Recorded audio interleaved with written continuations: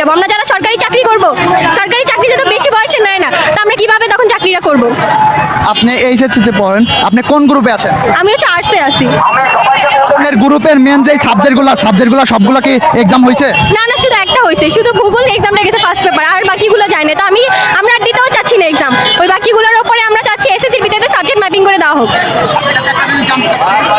আমি আপনাদের একজন অ্যাকাউন্টিং পরীক্ষাটা হয়েছে 7টার মধ্যে, ফিনান্সটা হয়নি, পরবর্তীতে যারা ফিনান্স সাবজেক্ট আমরা তো